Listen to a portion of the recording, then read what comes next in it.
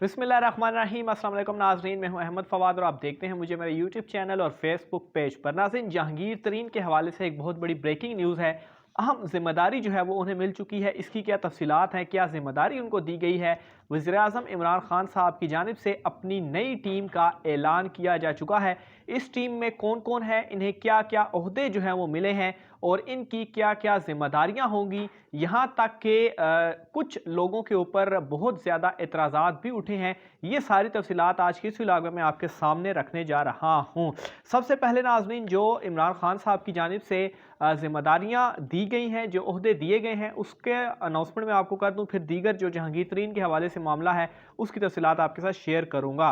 तो सबसे पहले नाज़रीन, मैं आपको बताऊं कि असद उमर साहब जो इस वक्त प्लानिंग का डिपार्टमेंट जो है वो देख रहे हैं, इन्हें जो पीटीआई की नई तंजीम साजी हुई है, नया तंजीमी जो ढांचा आया है, इसमें सेक्रेटरी जनरल का ओहदा जो है वो उन्हें दे दिया गया है।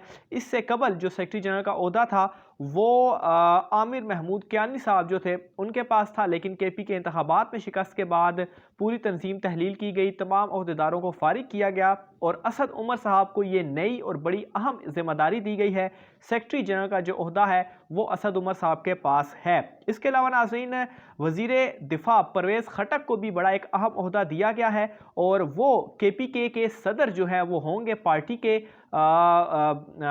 परवेज़ खटक साहब जो कि इनके हवाले से पहले ये चीज़ें सामने आई थी कि इमरान खान साहब के साथ इनके जो क्लैशेस हैं, जो मामलात हैं, वो कुछ ठीक नहीं हैं। लेकिन बाद में हमने देखा कि इनके भाई और भतीजे जो थे उन्होंने पार्टी को चेंज कर लिया, लेकिन ये स्टिल पार्टी के साथ खड़े रहे और अब इमरान खान साहब की जानिब से इन्हें सदर का ओहदा दिया गया है और केपीके में नाज़रीन जो पार्टी के सदर हैं वो परवेज़ खटक साहब होंगे। इसके अलावा नाज़रीन, सिंध में सदर कौन होगा? सिंध में नाज़रीन अली जैदी साहब जो हैं, ये ओहदा उनके पास गया है। वज़ीर-ए-आज़म इमरान खान साहब ने अपने खिलाड़ी अली जैदी को सिंध में सदर जो है वो नामज़द किया है। अली जैदी साहब के हवाले से अगर मैं आपको बताऊं तो मैरी टाइम अफेयर्स की जो ये है डिपार्टमेंट है, ये इनके पास इस वक्त है और उसको जो है वो ये देखते हैं। बहरहाल अब ये पार्टी के सदर भी होंगे सिंध में। इसके अलावा नाज़रीन, कासिम खान सूरी साहब, उनको भी एक अहम ओहदा दिया गया है। कासिम खान सूरी साहब जो हैं वो इस वक्त डिप्टी स्पीकर कौमी असम्बली हैं, जबकि स्पीकर जो हैं वो असद कैसर हैं। बहरहाल कासिम सूरी साहब को बलूचिस्तान के अंदर जो है वो सदर बनाया गया है। बलूचिस्तान में जो सारे मामलात होंगे वो कासिम सूरी साहब देखेंगे। इसके अलावा नाज़रीन, शफ़क़त महमूद साहब जो कि बच्चों के वज़ीर-ए-आज़म भी जिन्हें कहा जाता है, वज़ीर तालीम है, इनको भी एक अहम ओहदा दिया गया है।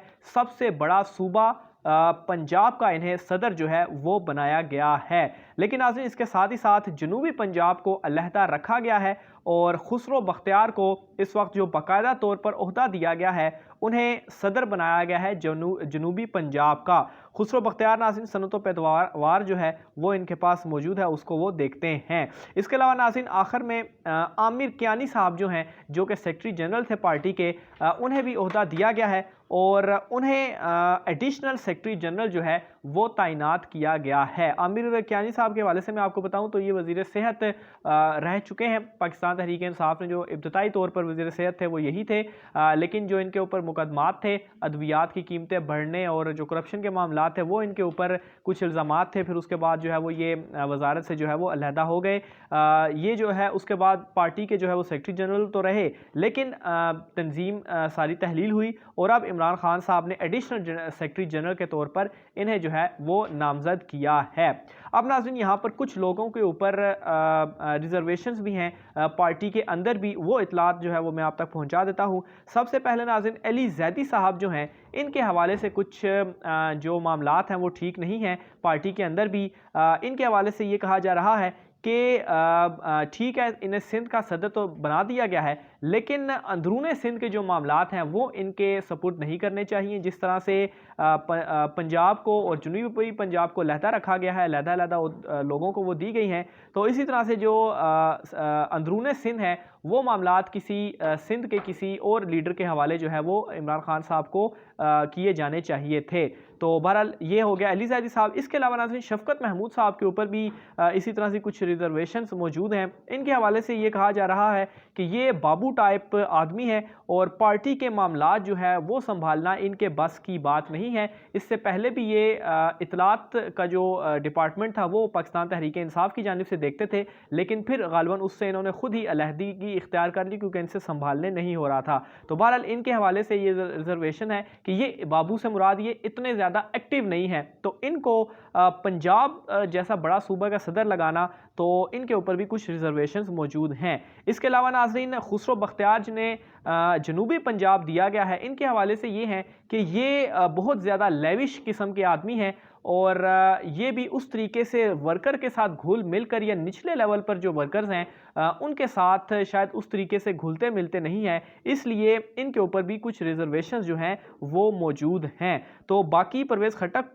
के हवाले से अप्रिशिएट किया गया है कि परवेज़ खट्टक के अगर मामलात ज़बरदस्त हैं इमरान खान साहब के साथ और अगर वो पार्टी के साथ चल रहे हैं तो KPK में वो जो है वो बहुत ज़्यादा सीनियर भी हैं, तो उनका जो ओहदा है वो ठीक है। बाकी जो है बाकी मामलात जो कासिम सूरी साहब हैं उनके हवाले से बताया गया कि वो रिलेटिवली न्यू हैं, लेकिन PTI की जो ज़्यादा स्ट्रेंथ थी वो न्यू कमर्स या जो यूथ थी उसके ऊपर ही था। तो कासिम सूरी साहब के हवाले से भी ये है कि वो जो है वो पार्टी को बलूचिस्तान में मज़ीद एक्टिव जो है वो कर सकेंगे।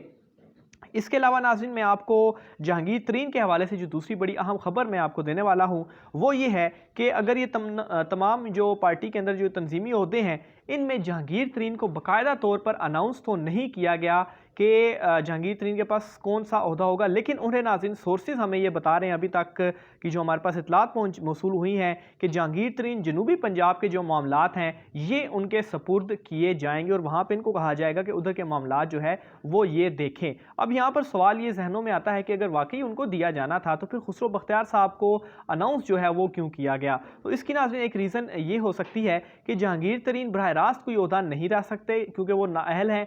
नवाज शरीफ वाला भी यही मामला था कि वो पहले वज़ीर आज़म थे, उनको वहाँ से नाअहल किया गया, फिर पार्टी सदारत से भी वो नाअहल करार दिए गए।